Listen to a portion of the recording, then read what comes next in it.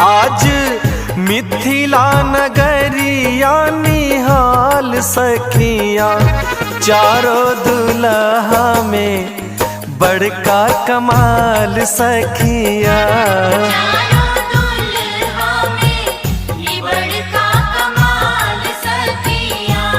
आज मिथिला नगरिया निहाल सखिया, आज मिथिला नगरिया निहाल सखिया, चारों दुल्हा में ई बड़का कमाल सखिया, चारों दुल्हा में ई बड़का कमाल सखिया।